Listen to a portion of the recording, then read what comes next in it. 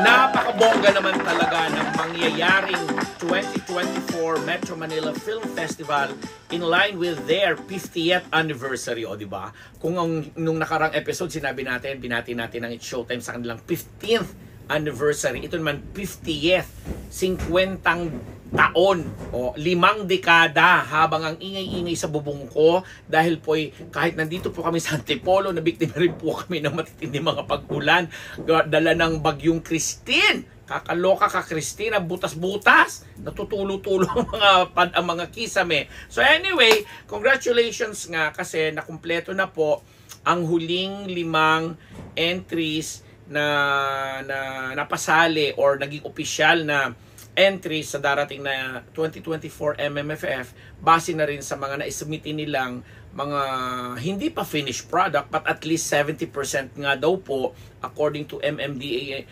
Chair Attorney Artes na for as long as naiintindihan nakuha nila yung kabuuan ng picture o yung nung pelikula, yon posible ka maging entry at ito na nga pinangalanan na nila ang 5 na magkukumpleto ng 10. But unahin na muna natin yung mga nauna ng 5 entries. I'm sure na i-vlog ko na po ito ng mga nakaraang episodes natin for the last 2-3 months. And eto na nga, bonggang-bongga, nangunguna nga dyan, doon sa unang 5, yung pelikula ni na Vice Ganda at Eugene Domingo, na ididirect ni Jun Lana. Ito po yung And the Breadwinner Is! Oh, The Breadwinner Is na sinasabi na kung natatandaan po ng mga meme Vice, ng mga meme fans at supporters nung mga nakalipas nating vlog na talagang si Meme Vice ay naghanap ng material or nakipag-collab sa kakagaya ni na Sir Percy Intalan at Jun Lana na makakuha sila ng material na sa tingin nila ay huhubog at magpapakinang lalo ng husay ni Meme Vice Ganda sa pagganap. At ito nga yung proyektong And the Breadwinner Is ang nakita nila na sabi nila na alam mo yon na mag-iiba sa landscape ng karera ng acting career nito ni Meme Vice Ganda. Kaya yan ang isa sa mga entries dyan. Napaka-exciting. Lalo pa sa mga previews na Metro Manila Film Festival, alam naman natin ang mga entries ni Vice Ganda ay talaga namang rumarachada pagdating sa box office. Diba? At talaga namang wow, top. Next, nandiyan dyan ang Green Bones na pinangungunahan naman ni Papa Dennis Trillo at saka ni Ruru Madrid sa direksyon ni Zig Dulay. Zig Dulay na nanalong nagrampa din ang kanyang Firefly entry last 2023. This time Green Bones, nakakaiba din naman ng iba din naman ng napaka-exciting ng konsepto kasi may violence na tungkol sa paghihigante, tungkol sa forgiveness, tungkol sa redemption, etc. na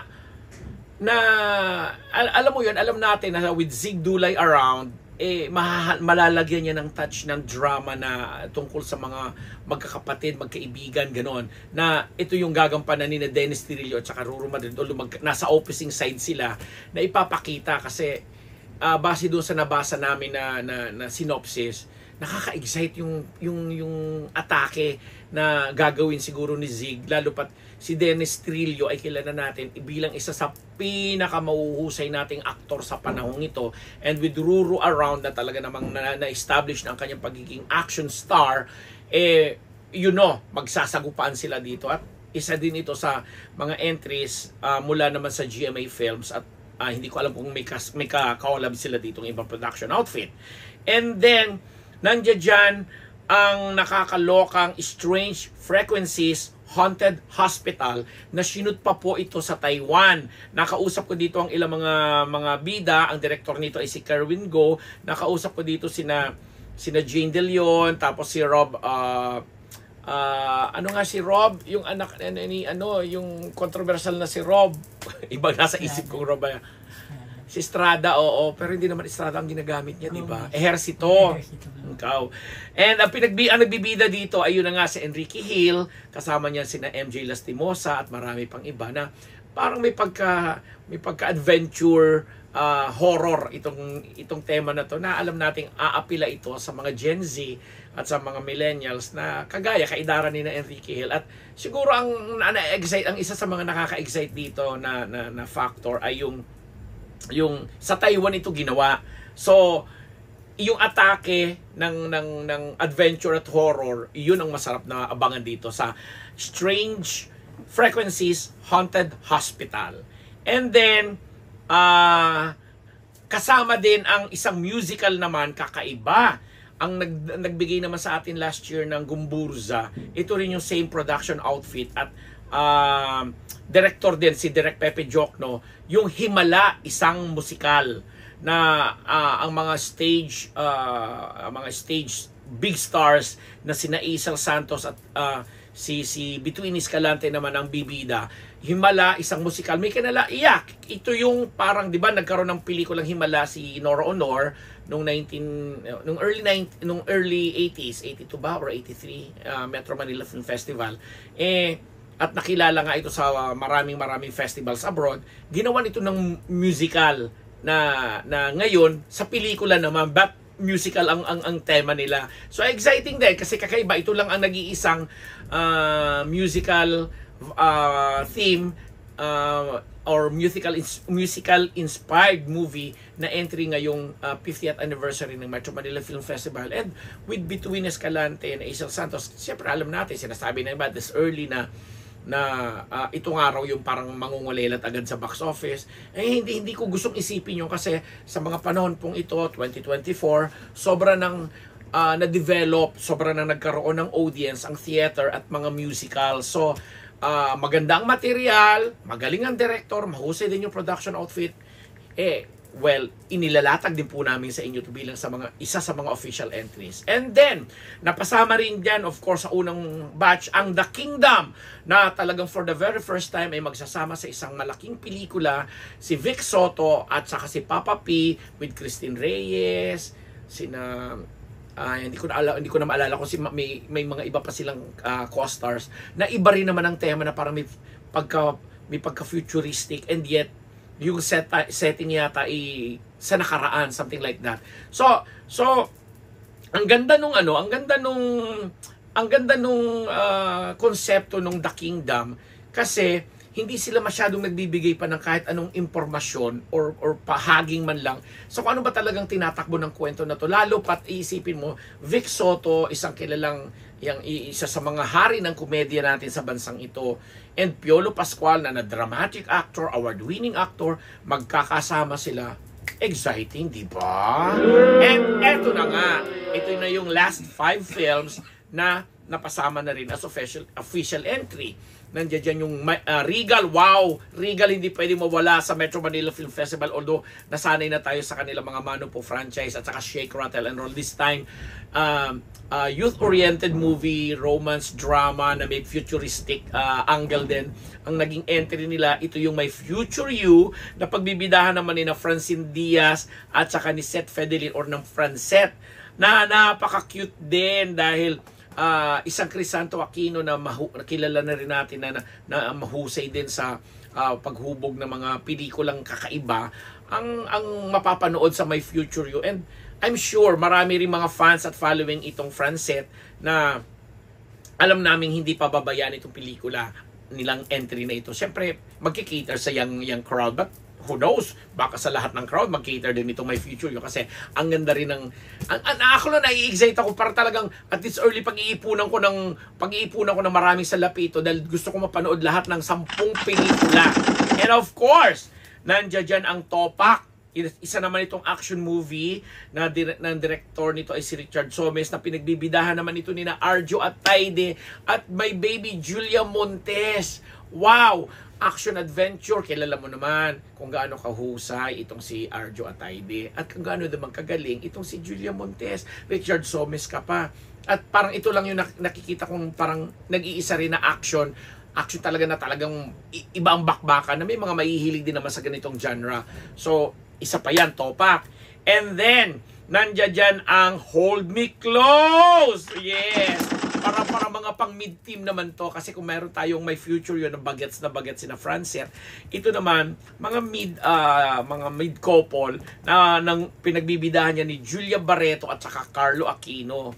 Hold Me Close, alam mo naman, romance drama, na with Carlo Aquino around, na alam mo namang award-winning actor, and si Julia Barreto na napakahusay ding actress. Ay, nako, nakaka-excite talaga. And of course, ang Espantajo, isang horror film na si Direk Chito Ronyo naman lang, Chito Ronyo lang naman ang director, at ang mga bida lang naman dito, Judy Ann Santos at Lorna Tolentino at marami pang iba. May Judy Ann ka na, may Lorna ka pa, saan ka pa?